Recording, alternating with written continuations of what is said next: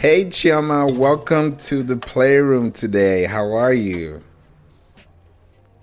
I'm great, thank It's you. good to have you here and welcome to the playroom today. Thank you so much. Thank you for having me. You're Good to be welcome. here. Anytime, anytime.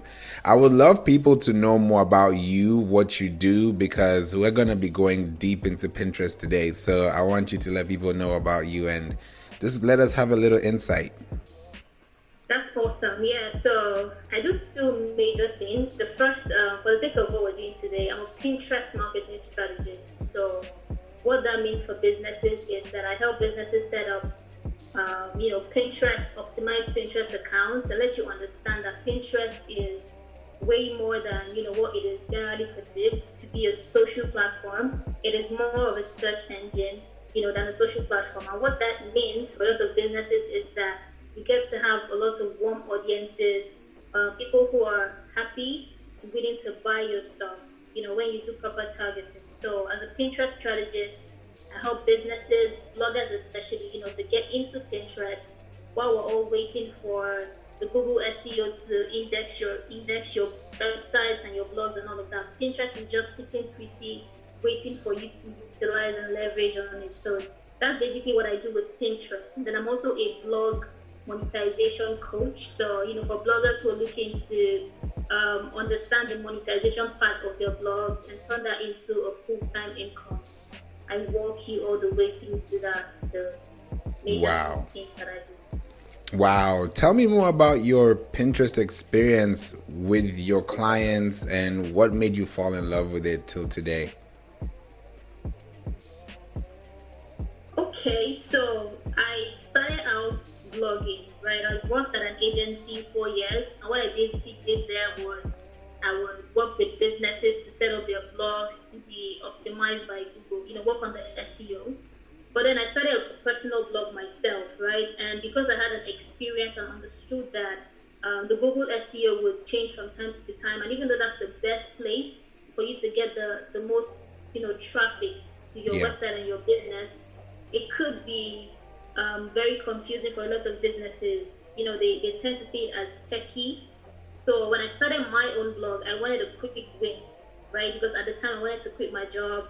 So I needed to be able to get as much traffic to my new blog so that I could start to make a couple $100 to be able to quit my job. So I was doing a bit of research and I found Pinterest, right? I found that that was one of the major traffic driver for a lot of bloggers, Yeah. new bloggers, old bloggers. Even though we're all trying to, when you're just starting out blogging, you want to be on the good side of the Google SEO. But Pinterest has always been right there, with over 400 million users right now. And these people are not like the Instagram where you have to, like, where you have cold audience, where you have to kind of nurture people. Pinterest is a search engine, meaning that people go there in search of different things. People go there to plan their lives, plan their purchases. So when they're on Pinterest, they're not looking to know you personally. They're looking to buy stuff. They're looking to get information on the products that you have. So that's basically, so when you get your business on Pinterest, it is optimized. You understand keywords. When people search for things, you are most likely to show up, right? And what that means is when people are making their plans to purchase, like for example, it was Memorial Day yesterday, and that was a trend that took up so much on Pinterest, right? So lots of people were making searches on the best memorial gifts to get for their loved ones. So these are like key points and key parts of Pinterest that a lot of businesses, a lot of bloggers need to understand because it's like a gold mine. And right now, Pinterest has kind of taken things a whole lot seriously, Yeah. right? There's a lot of people there's a lot of platforms out there, like the Instagram. You see that these people are doing so much right now. I don't know if it was because of the clubhouse boom, but a lot of these platforms are beginning to really up their games, right? They don't want you to leave their platform. So Pinterest has started to do just that, right? If you've been on Pinterest anytime, you'll see that there's now this feature called idea pin, right? It was initially story pins, and as soon as they rolled that out, it was going crazy, right? Yeah. I remember the first time I did a story pin for a client, and that got 6,000 impressions in like less than 5 minutes, to be honest. It wasn't even me that saw it, it was her. So she saw it and she reached out to me like, oh Chioma, how did this pin just get 6,000 impressions in less than 5 minutes? And I looked at it. I wasn't completely surprised because I already knew that story pins were doing that good. But I just did not understand why it was happening like that. It never happened for a normal pin, even though I've had a couple of pins go viral, but it didn't just happen within that short period of time. So what I'm saying is Pinterest is now taking the platform a little more seriously, which means that they want businesses to come to see the importance and how valuable Pinterest is, right? To see that when you do your keyword right, SEO right, there's a gold mine. And when you try to set up an account on Pinterest, one of the things you'll see is that you set up a business account, you optimize your profile, and you start to get traffic. Like, it's right there. So really nothing to hide, and it's really what it is. You get quality traffic when you use Pinterest. Now, because of those stats that you just talked about, what do you think, and I'm sure you know what happened and how it happened, but for someone that has no idea how it even happens, what makes a pin like that get that type of expression or that type of impression that reaches a lot of people that express their engagement based by clicking, saving, or just engaging generally? Okay, so the first thing here that is very important is that your account is a business account, right? So that's the only way that you're even going to see this analytics in the first place. So your account is a business account, and the second important thing is that your account is set up.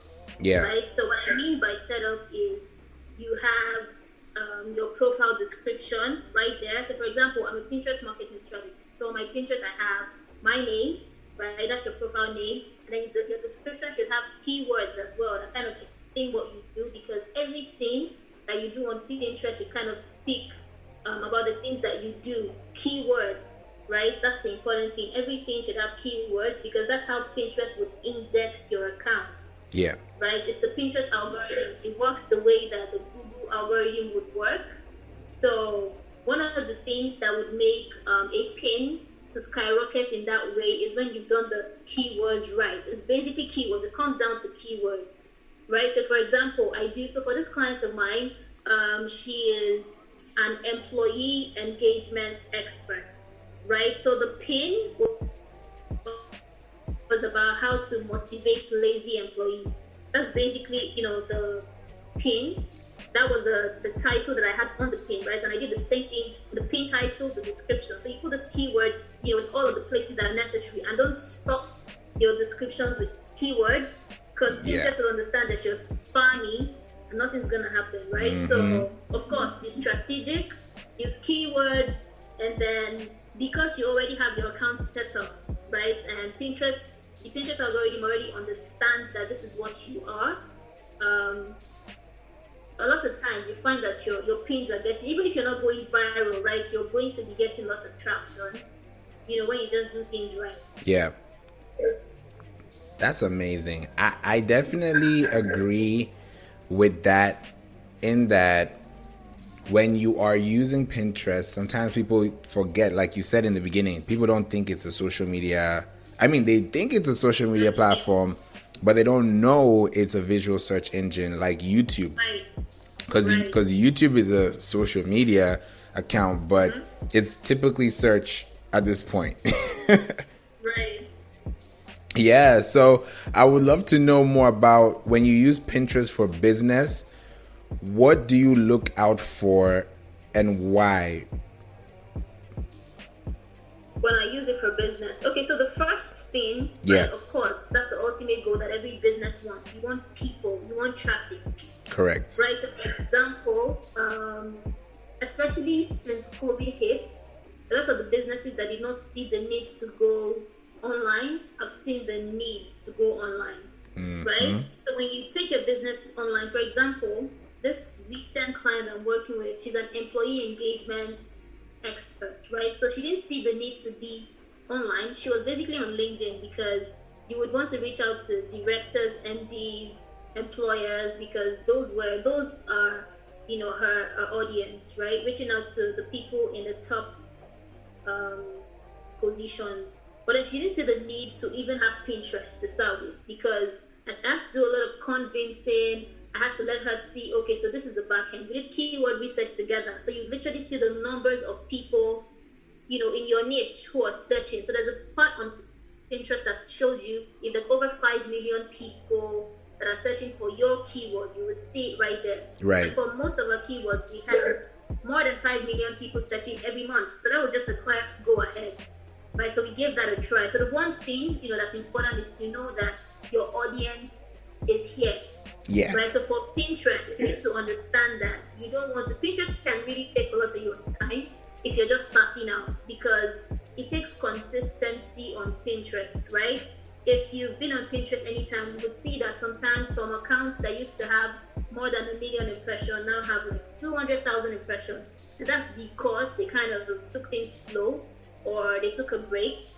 So Pinterest is all about consistency. When you get back on Pinterest, get consistent, you start to get as much traction as you used to have. But when you start to stop, the things that will just continue to work for you would be the pins that you had created in the past, because Pinterest is not like Instagram or Twitter where after 24 hours or 48 hours all of the engagement and activity just stop.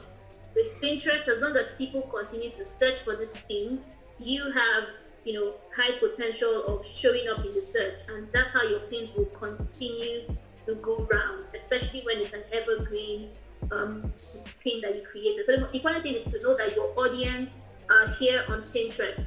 And the second thing is to set up your profile in a way that it pleases the Pinterest search engine. So when people search for certain things that you're about, they're going to find your pin, right? So be a business account. The second thing, make sure that your audience are on Pinterest. So you do your keyword research. And I'm very sure that of all of the industries that we have out there, more than 70% will find their audience on Pinterest. Just very little, right? But more than 70% will definitely find their audience on Pinterest. And it's growing. It keeps growing. So as it continues to grow, you see that you'll be able to find your audience on Pinterest. And these people are a warm audience, meaning that they're not looking to just check you out to see if you're a good fit. They're searching, right? So if they find what they want from your platform, they're most likely to make this decision right there. So that's the thing that search engines, are about. Yeah.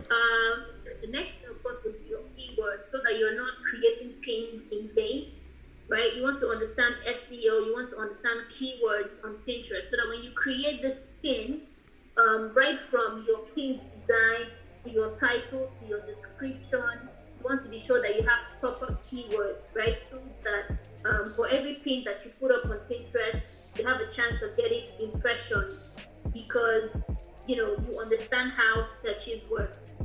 Yeah. So those are like the important steps that you need to take to get this required success on Pinterest. Now, you mentioned something that's very interesting when you talked about doing your keyword research. Now, I've come to notice this, and I don't know if you've noticed this too on Clubhouse, but when somebody says keyword research, the next question is, how do I even start doing keyword research? Are you able to really give somebody a step actionable process that can help them? Okay, so without doing that visually, I would say that the first thing, of course, when you're doing keyword research is to see that your audience are on a platform. So for example, I'm going to go to the one where lots of us are familiar with, and that's Google, okay? Because one thing, right, that could be strange, and those of you who might find a little funny, is that Pinterest and Google kind of work hand in hand, right? So you can do your keyword research for Pinterest on Google, right? So if you do not know how Pinterest has kind of changed a little bit, before 2021, if a newbie wants to do keyword research, for example, you would just go on the Pinterest platform, and you would type for, you would type words that are related to what your business is about, right? When you type these things and you hit search, Pinterest is going to show you there are a couple circles at the top of your Pinterest homepage. When you search for these things, Pinterest will show you related searches, related keywords, right? Up to 20 of them right at the top. but that has changed. So when you search for something, you no longer find, those related keywords anymore. Yeah, it's gone. Which has not made it hard for a lot of people to understand. So what kind of keywords should I put in if I'm trying to see what people are searching? It has made it a little confusing, right? Another thing that works now is when I'm about to search on Pinterest, there's this thing called Pinterest will just fill it up for you. Like when I type how to say, for example, June is self-care together month, right?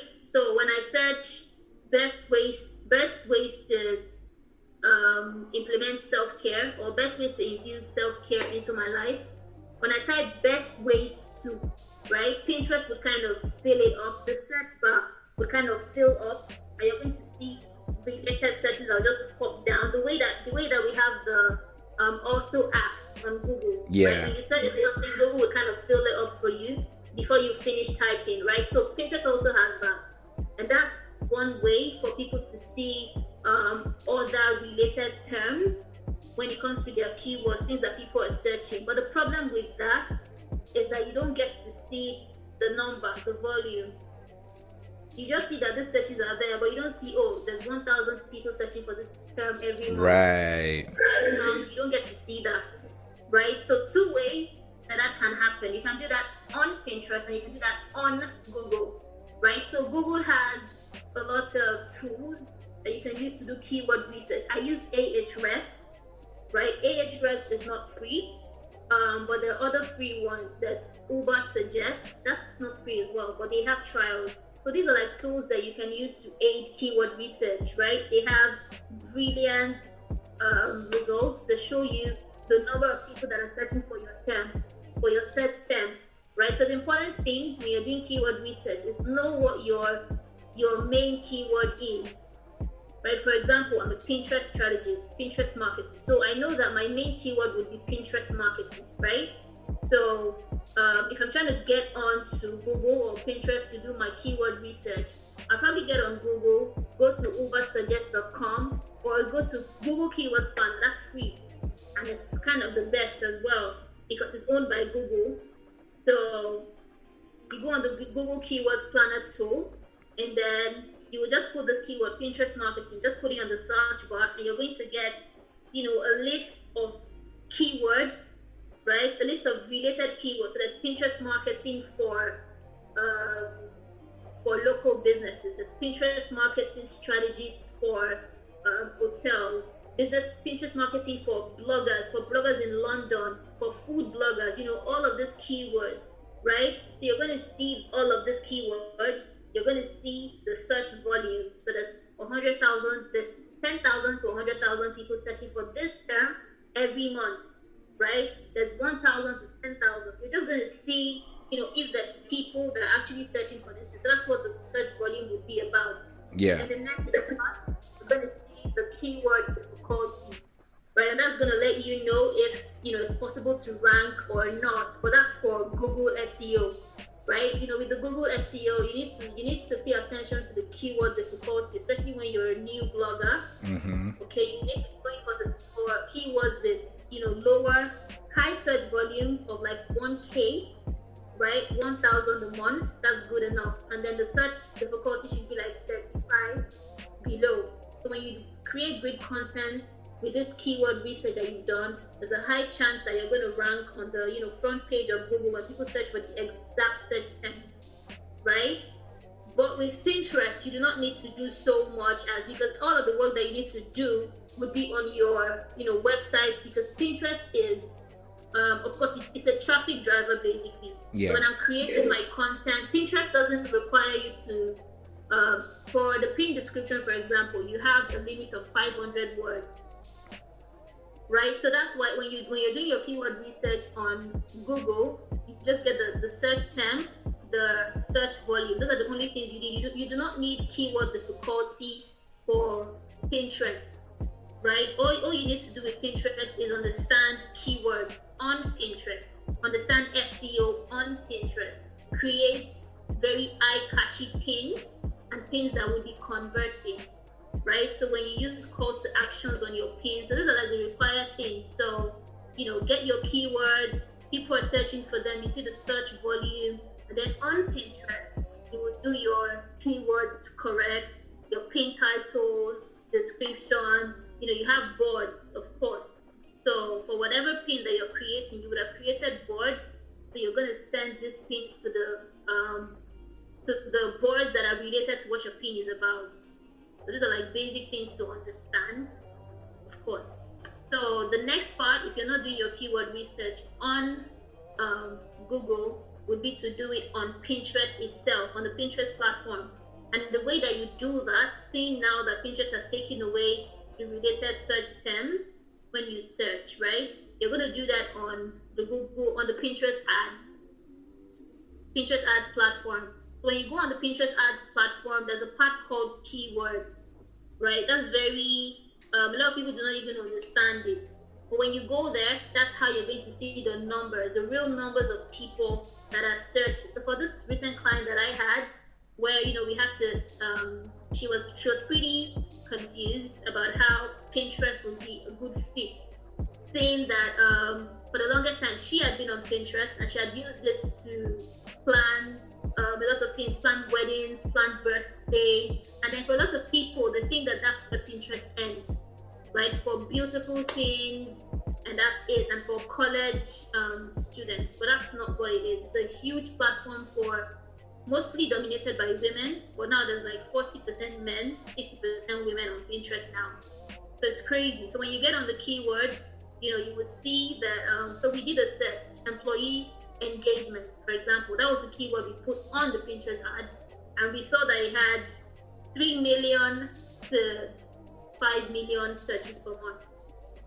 A lot of other terms that we used, we saw that it had 5 million plus searches per month. So that's how you get to see the numbers of people that are searching for your search terms. And when you put a certain keyword, you're going to see a lot of related keywords, right, on the Google, on the Pinterest ads platform. So that's like the most brilliant way that you can find keywords when you get on Pinterest. And that's like a $1,000 information I just gave right now. Exactly. You got to tell them, because people don't know that this is the things that people pay for.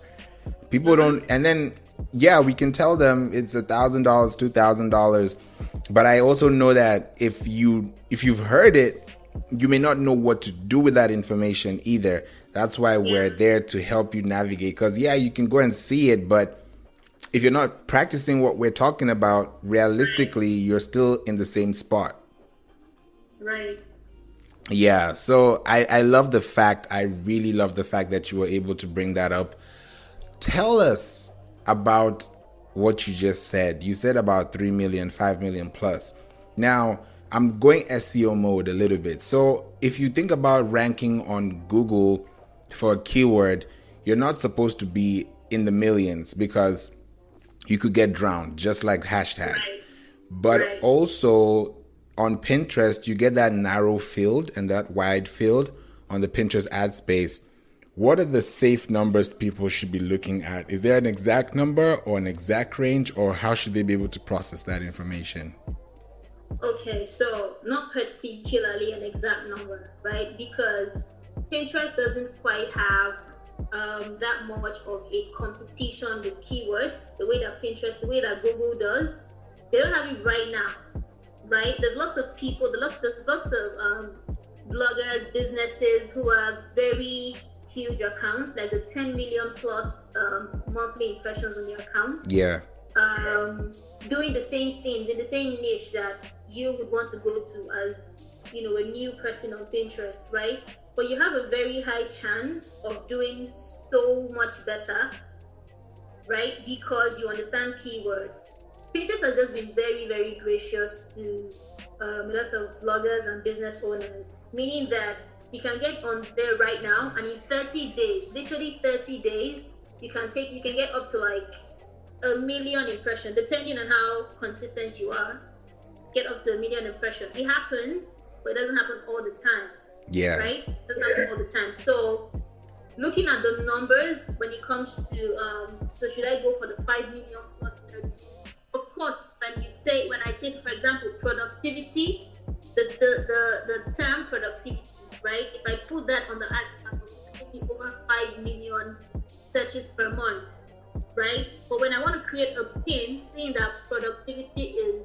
hugely searched on Pinterest. I'm not going to just say productivity tips, 5 productivity tips for you, right? I'm going to go a little deeper to use, long tail keywords in my description. Yeah. Right? So best productivity tips for single women, best productivity tips for female entrepreneurs.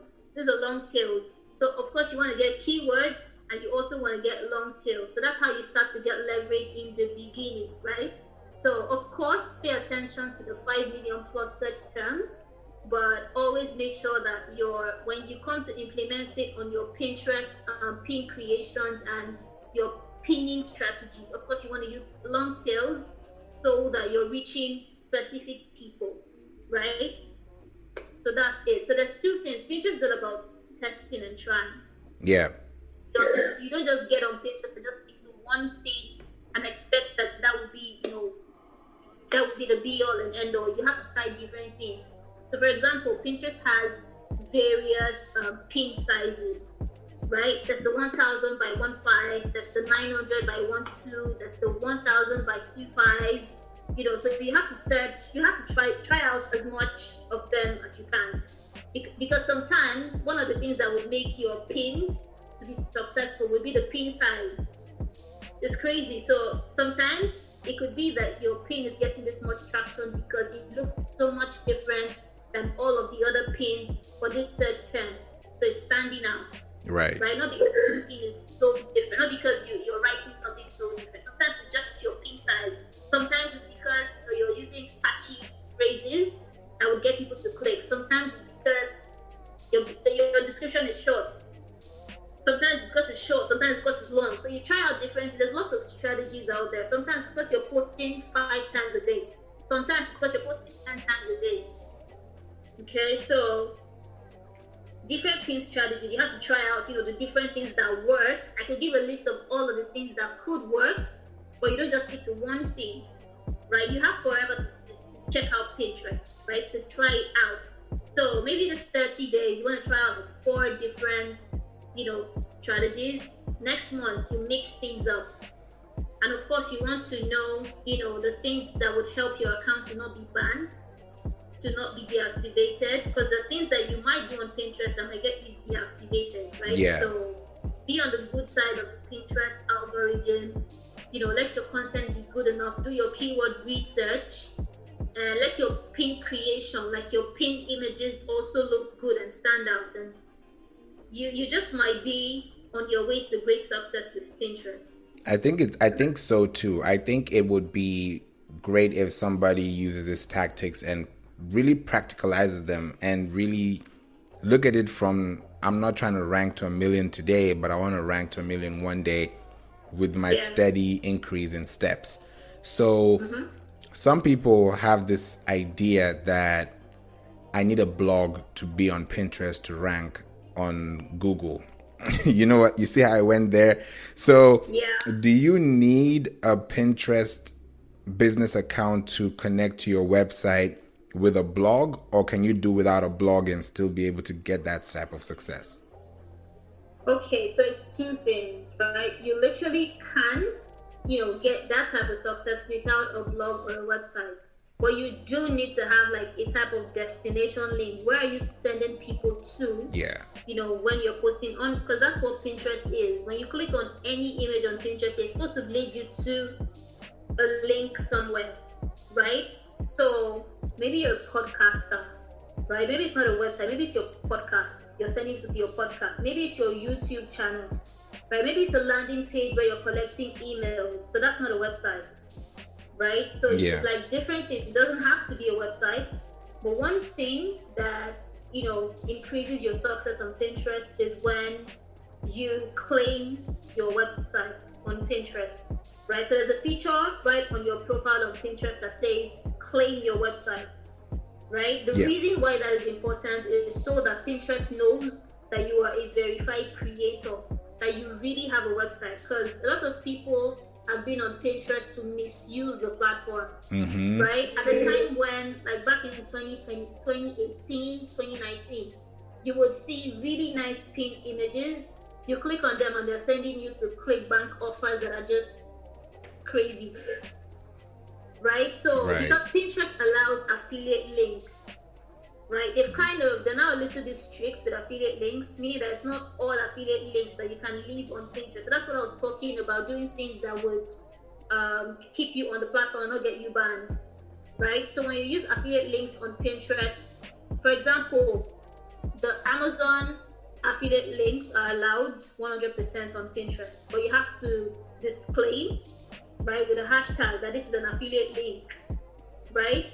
So, for example, maybe I'm an Amazon associate partner now, meaning that I am an Amazon affiliate partner. So when I create an account, and I say that this account is niche for gardening, right? Then I get on Pinterest and I collect links for a lot of gardening products that's out there, and then I start to create pins, really nice pins, do keywords and everything, and get people to get back on Amazon and purchase this gardening items, right? You have to, first of all, you cannot claim the Amazon site on Pinterest, meaning that your traction and your impression would be low.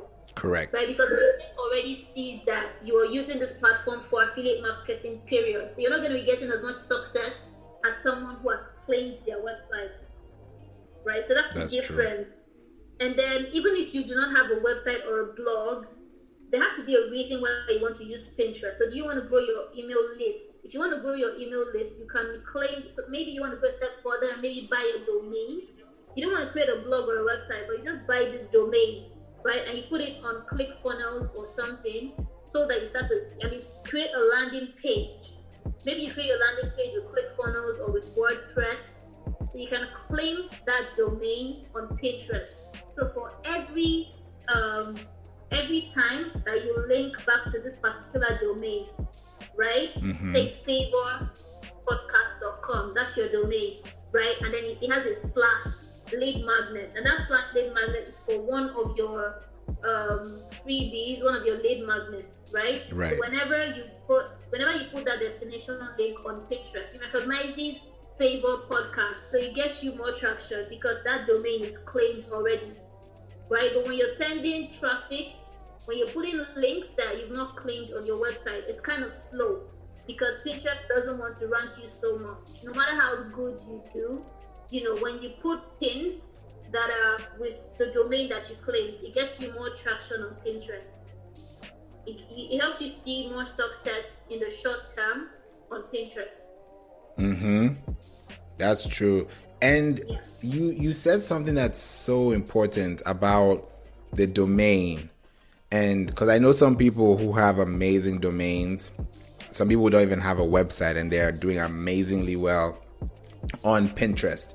Like one great example is a friend of mine on Clubhouse. Her name is Kate Kesey, and she does not have a website and she doesn't want to have a website, but she's ranking over 200,000 monthly viewers on Pinterest, but she's directly creating that ecosystem between Instagram and Pinterest. And I love what she's doing because, like you said, it's not about the domain you own. It's about what you feed that domain. It's about what you feed that link that your destination link takes people to and from, you know, and how it brings them back to the source. So based on linking and contacts and backlinks and all these good SEO tactics, are you able to give somebody a best practice on what to do from searching to posting? Because I noticed that some people don't know how to even make a post. Just like sometimes we don't know how to post on TikTok. We don't know how to post on LinkedIn.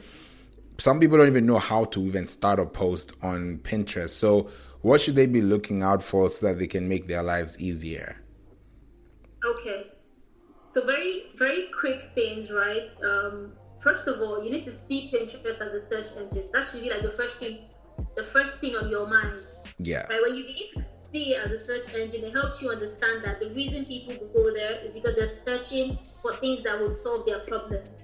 Right? Mm-hmm. And then you need to see yourself as a solution to all of these various problems that they have. So it's two things. Pinterest is a search engine. You are a solution. The way that Google is a search engine, and all of these pages that show on the top page of Google, they are the solutions, right? Because the Google algorithm has checked out all of these pages depending on your domain authority, of course, depending on the quality of content that you have, depending on how great your content is really answering the question that is being said. Yeah. Right? So when it comes to Pinterest, you've understood now that it's the problem and the solution, right? And then you are in the middle. You're in the middle. So you have to have a niche. That's one thing that's important.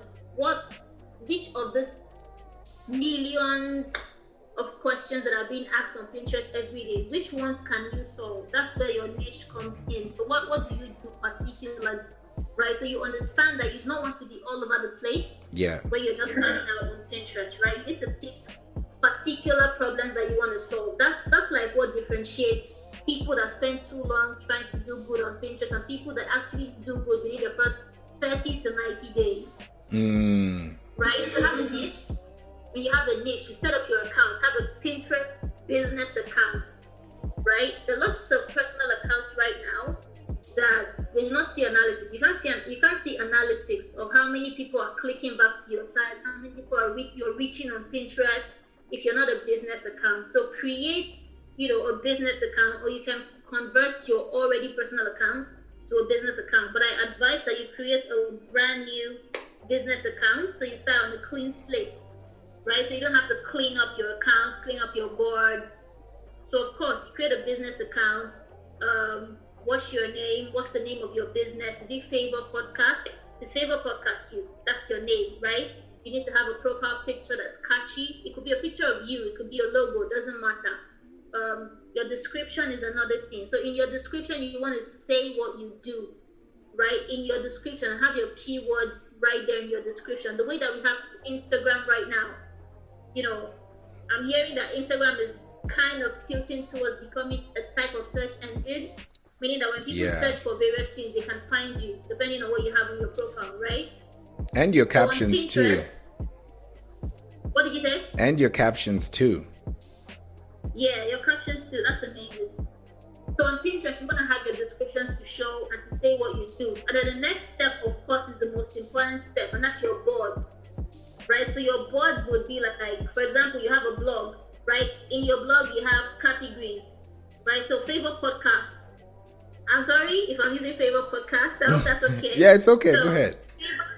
Favor Podcast, right? And then let's say you're talking on your boards. Your boards are like an opportunity for you to have various categories of your niche, right? So for one board, I would say Women in Business Podcast. Another board, I would say Black Men in Business Podcast, or best podcast for Black men. Everything in podcast, but now there's different categories to please and to satisfy different types of interest. Yeah. Right, depending on this particular thing. So that's your board. So you have to make sure that your boards are solving different problems, in relation to your niche, right? And then of course you would put descriptions in your board. That's one thing I don't see a lot. A lot of businesses, you create your board, but you don't put board description. So within boards, you can also do keyword research as well and explain what your board is about. So for example, I'm doing best quotes for Black female entrepreneurs. That's one board, right? Within my niche. And then within the board description, I would do keyword research, of course, so that you're putting relevant keywords within your board description, not just things off your head, but things that have data, that are backed with data, that explain that there's people searching for these various things. Yeah. Right. So of course your boards, that's the part of Pinterest setup that has to be completed before Pinterest even starts to recognize you as being valuable enough to be brought up in the search, right? So when you've done your pin setup correctly, then you start to create pins. So you mentioned that a lot of people do not know how to actually post on Pinterest. So when I started on Pinterest, I would search, right? I would do searches like how to create a Pinterest account, and I would see lots of things like, the way that Pinterest would kind of fill up your search. When you type in something and then there's the remaining that it fills for you, I would see how do you create a pin on Pinterest. Right, so you're right. Lots of people don't know how to create pins on Pinterest. So one of the things, of course, if you want to create pins, is to know the different sizes of pins. You don't use the Instagram size on Pinterest. Pinterest has its own size. So you can think the Instagram reel size, for example, is the same size. So the Instagram reel size would work well on Pinterest because it's long, and it works. Right, but Pinterest has a recommended pin size, and that's the 1000 by 1500 recommended by Pinterest. But that doesn't mean that you have to do it to the end of your Pinterest experience. You change because there's different types of pin sizes that you can use. It has 1000 by 1500 has worked for me. 900 by 12 has worked for me so much. I'm currently using 1000 by 25, and it's working for me. So different pin sizes. That's why I said that you have to try out various pins. As long as you use the same brand colors, as long as you use the same fonts, stay on brand. That's the thing. So what are your colors? Keep using your colors, keep using your fonts, but try out different sizes. People would still know that it is you, right? That's very intentional. That's it. So those are the things that you have to pay attention to. So when you create these pins, you do your keyword research. Before you even post pins, you should do keyword research, so that, because there's lots of people fighting for this keyword. So you can't just take things off your head and post. You have to do keyword research and post them so that you stand a chance to rank, within the front page of the Pinterest search. Exactly. And it makes sense because the thing that really catches my attention is that when you search for something and then you see it on the result, and let's say you pick the very first picture and you scroll down to that image or that pin, you will see where that person saved that pin to as a board. And the board that you see there is also keyword search friendly. So when somebody is trying to rank, do they focus on the board name, the board description, the pin name, the pin description, or after doing their research, they should just figure out what works? Because we can give them all these tips, but sometimes people are like, I still don't know what to do. Yeah. Okay, so whenever you're creating a pin, whenever you're posting a pin, make sure that you're sending them to relevant boards. Right? That's what you said, that when you scroll down on a pin, you would see the board that this pin has been saved into. So you have to save your pins into relevant boards. So if I'm talking 10 best podcasts for women entrepreneurs, my board should be women entrepreneurs. So my board should be women entrepreneurs. So it's related. You're posting this pin into this board, and Pinterest recognizes that there's relevance. So Pinterest places relevance, as very important. So there should be relevance between what your pin you're creating and what board it is going into. That's right? Very deep. The board is important. So don't just create pins and just send it to empty boards, for example. Right? Even boards have their own strategy. So when you create a new board, before you start to put your own pins into this board, you want to first index these boards, right? And the way to do that is to pin other people's related pins, fill them into your board before you start putting your own pins, because that helps Pinterest understand your board, right? So that helps Pinterest understand that this is what this board is about. So when you start to put your own pins, it categorizes it under, the board name. Right, so those are like important things that you need to do around optimizing your board, basically. Yeah, I believe so too. And I'm thinking about this particular practice where when you use your board and your board is ranking, right? As your board is ranking, you also have top boards in your analytics section, in your dashboard. And I love Pinterest because you can reorder the arrangement of your boards on your profile in the created section. Not in the created section, in the saved section. So when you're reordering your boards, does that help? When, like, let's say I go to your Pinterest and the best board you have is all the way in the bottom, but because it's not reordered, I'm not able to see it. Is that a bad practice, or should I always look out to see what is performing best and keep it at the top of my funnel? Well, for you, right? Not for the Google, not for the Pinterest algorithm, but for you, it helps you to see what's performing best. And because it's performing best, it means that you should go in harder on that. And sometimes the reason that's performing best is because you have more high quality pins in these boards, right?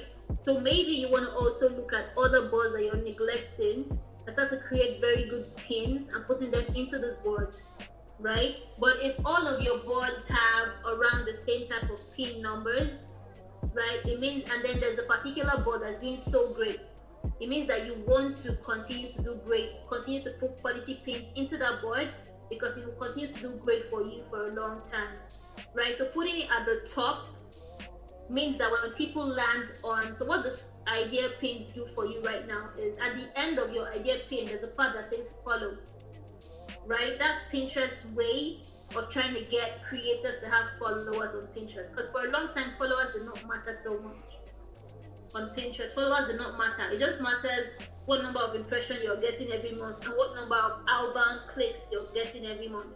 But right now, Pinterest wants you to have followers, right? So when you're doing a lot of idea pins, when people, scroll and tap to the end of your idea pin, they're going to see a part that says follow this creator and they can follow you.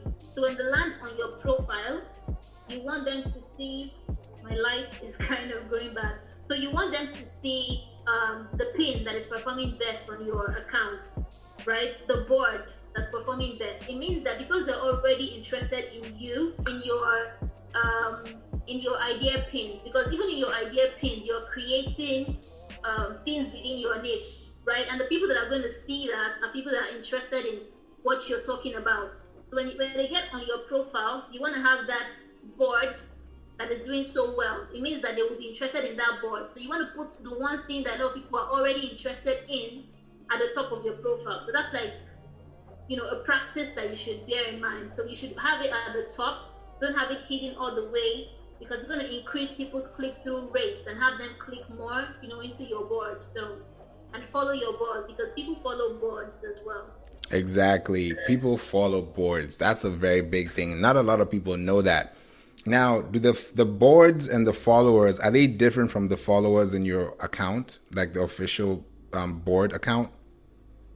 No, so it's not different. It's just that it's going to specifically show you that, for example, if you go on the Pinterest account and you click on the board, you would find that even if the creator has 4,000 followers on their profile, on their account, the board might have 100 followers, right? So it just shows that out of these 4,000 people, 100 people came to follow you from your board, right? So it just tells you that these people are following you because they found your board. So that's kind of how it works. But they are also adding up to your total number of followers. Yeah, that makes a lot of sense. So people should be focusing more on the content that they post so that the boards are followed and people get follows overall. Yeah. That's great. That's really great. Pinterest is so undervalued. Till today, people are still like, I don't know if I should be on Pinterest. Pinterest is for mothers. Right. Pinterest is for shoppers. I'm like, you are searching on Google and you're not complaining. So why are you complaining about Pinterest? Sure. Especially as you do not have to take as much time as you would take. So for example, if you want to rank on Google, you have to do SEO is a lot of things. SEO is the most important thing that you have to do. But with SEO comes link building.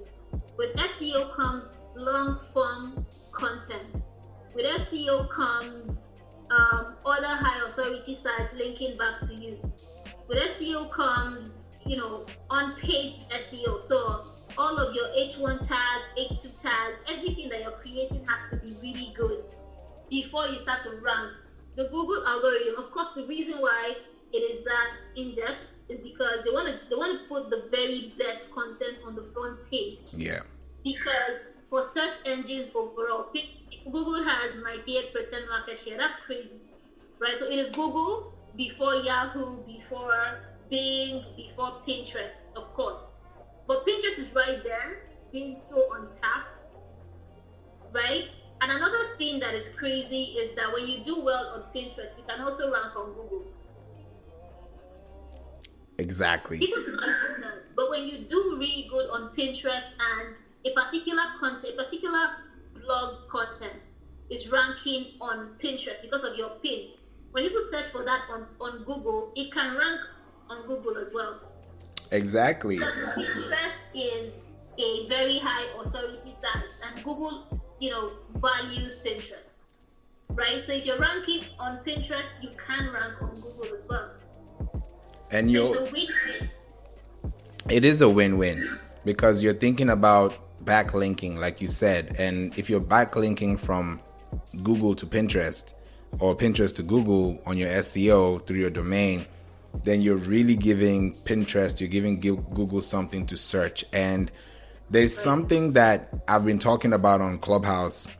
I've been talking about it for a while now. It's called LSI keywords, which is latent semantic index keywords.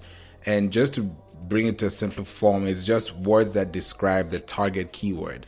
So like supporting words that support that keyword. And like you said, it's not good to keyword stuff. It's not good to, fluff everything in there because you look like a bot at this point.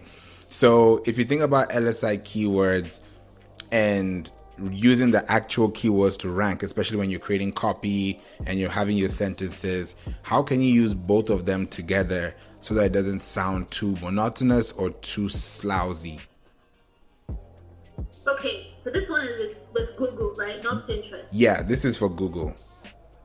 Okay, so the way that you use LSI with Google basically is, of course, you do keyword research first, right? So that you would see all of the related terms that are under your keyword, right? So for example, I write a blog post. There's a blog post that I did that's over 5,000 words. And the reason why it's that long is because, I did the keyword research and I did the LSI keywords as well, meaning that you found all of these other related keywords under how to start a blog that makes money, right? So all of these keywords, you want to make them different H tags, right? Because they're keywords, so you want to categorize them under H tags and you explain them, another H tag, maybe paragraphs, but then they should be in H tags because H tags also help you rank. That's for on-page SEO, right? So get as much related keywords that have very high search volume, right? And put them into your blog contents, right? But categorize them under H tags so that they're new paragraphs and then you explain what it is. What that would do for you, is that Google would find you to be very, very valuable, that content, because it has almost all of the search terms under how to start a blog, right? The Google algorithm would see that and you will start to rank for that keyword because you've almost exhausted all of the information on that topic, right? So that's what LSI does for you, and it's very brilliant. And I would advise that a lot of people should do that because Google just rolled out a new update in May, right? And it's not very far off from what's already there, meaning that you have to have long form content, upwards of 2,500. That's a lot. That's a lot, but the Google search engine is worth it, because you want to rank up there. You will not be spending thousands on ads when you're ranking in Google, because people are just coming to you, And these are quality people coming to you. So that's very important. So that's the LSI thing that you have to understand. You get all of this related. I don't know where you do your keyword research, but you can do it with a Google Keywords Planner. It's free, right? Yeah. You can use Uber Suggest. I think it's free for 30 days. If not, I think they have a limited number of research that you can do. So for example, if you're not paying for Uber Suggest, you can do 3 searches every day, right? So if you do 3 searches every day, it would show you like a maximum of 10 keywords that are related to what your parent topic is, basically. So the parent keyword would be that particular thing that you put there to say, this is what I'm searching for. So the related ones, right? So you can make content. You don't have to create. So the thing with LSI, you don't have to create brand new blog posts for all of these various related topics, right? You just have to put them into your blog posts, make them H tags, explain what they are, and kind of exhaust your blog post with these related terms, right? Explain, use pictures. If you have videos, use videos. And that's it. Yeah. let's do that. Let's make Pinterest happen because I think a lot of people are going to really feel like they are being drilled into about Pinterest and they're being forced, but it's not really a force. It's kind of like, would you even, like, as a business, in the next 3 to 5 years, you want to be reaping the benefits that you invested years prior.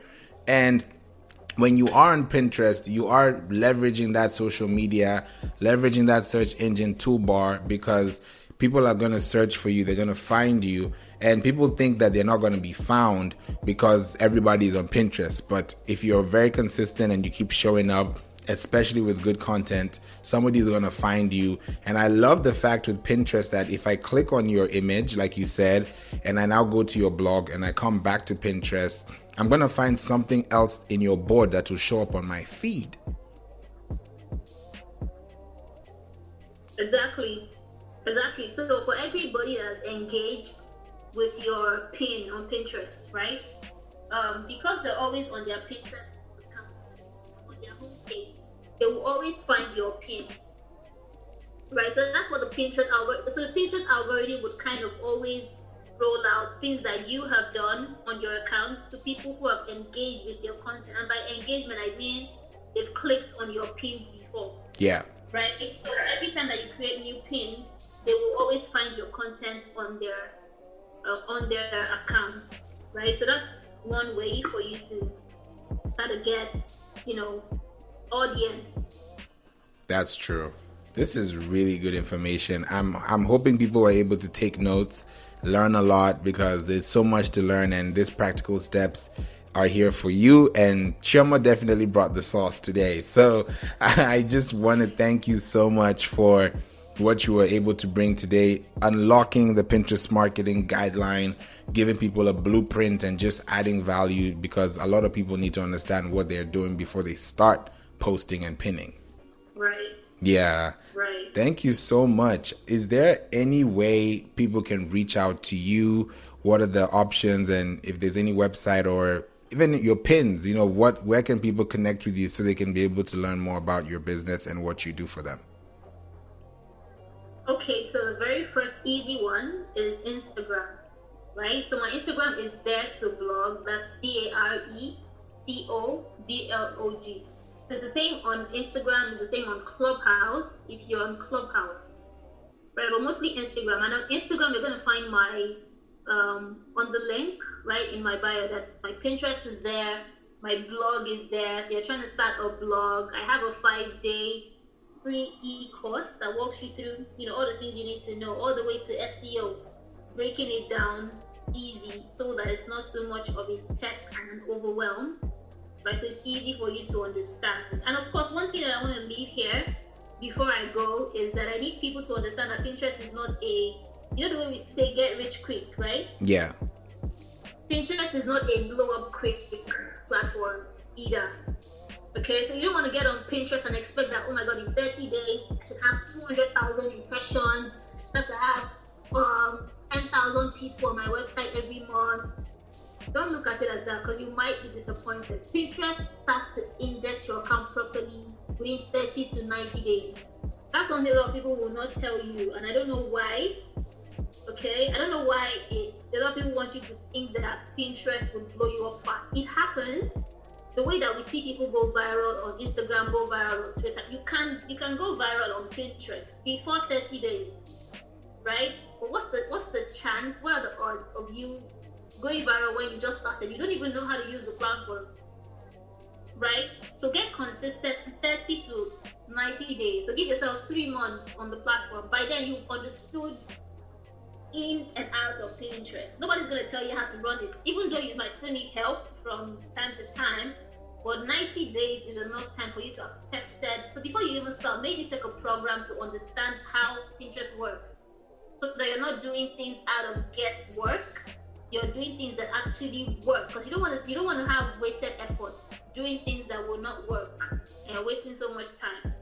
So give Pinterest the time, 30 to 60 days. Claim your domain, even if it's not a website or a blog. Claim a domain so that you continue to link people back to a domain that Pinterest already understands, right? So be consistent as well. So how do you want to start? Do you want to start with 5 pins every day? Do you want to start with, so for starters, I would say between 5 to 10 pins, no, between 3 to 5 pins every day when you're just starting, because you want to take it easy on yourself when you're just starting. Yeah. Right? So after 30 days, you now want to go to between 10 to 15 pins every day. So you build it up.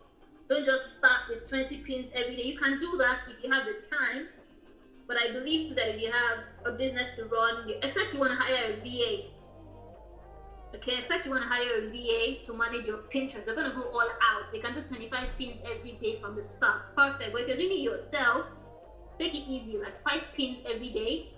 So after 30 days, 10 pins every day, right? Make sure that your boards are optimized. You know, all of these things are important. And don't continue to scroll on your Pinterest looking for how many people have saved your pins when you just started. You might be disappointed because your account is not yet indexed. Do you understand? So you have to give it time, and then after 30 days, you can now start to worry about, oh my God, it's not working. Oh my God, should I change something? When you're just starting out, Pinterest doesn't even know that you just created an account yet.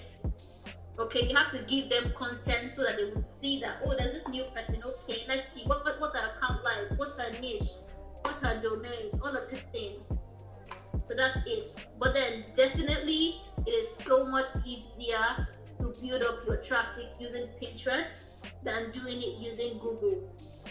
Okay, of course you want to focus on Google. Google is important, but when you're pressed on time, Pinterest is great for you as well. And it's kind of the same type of traffic because they're both warm leads and they're both quality buyer traffic as well. So by all means, Pinterest is great for you.